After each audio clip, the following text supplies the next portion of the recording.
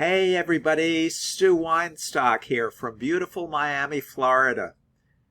Tonight's subject is going to help you sustain your ketogenic lifestyle and diet. And we're going to talk about something that will really jumpstart your journey. And that is cultivating optimism. Yes, the keto path to positive outcomes and possibilities. You know, in the journey of health and wellness, especially within the keto community, the importance of a positive mindset cannot be overstated. Optimism isn't just a feel-good term, it's a powerful tool that can significantly influence our dietary success and overall well-being. For keto enthusiasts and newcomers alike, cultivating an optimistic outlook can be the secret ingredient to unlocking not just weight loss, but a transformation in health and happiness. Here's how you can harness the power of positivity on your keto journey. Let's discuss the science of optimism. You know, optimism is more than just seeing the glass as half full. It's about focusing on positive outcomes and possibilities, even in the face of challenges. Research suggests that an optimistic outlook can lead to better physical health, lower stress levels, and even a longer life.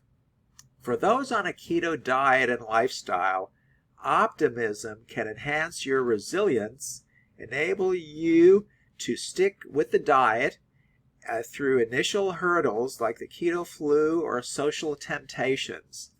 Well, let's talk about the main variables to help sustain positivity. You know, number one, setting realistic goals is very important. The foundation of a positive keto journey starts with setting achievable goals. While it's great to dream big, setting unrealistic expectations can lead to disappointment.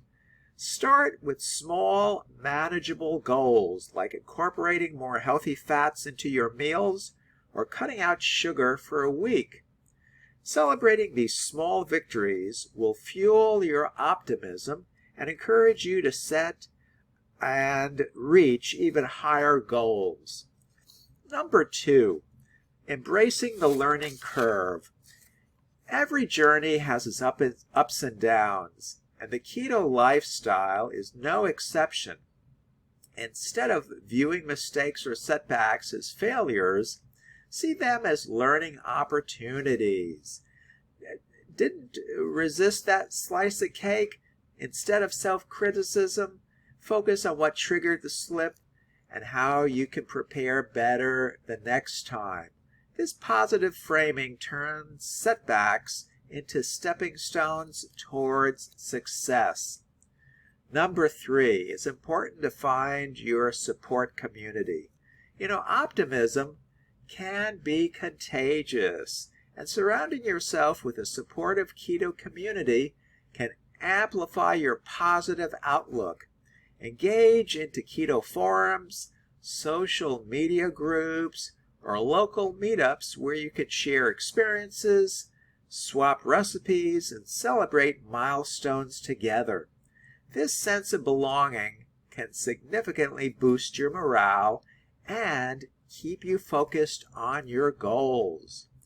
Number four, visualizing success.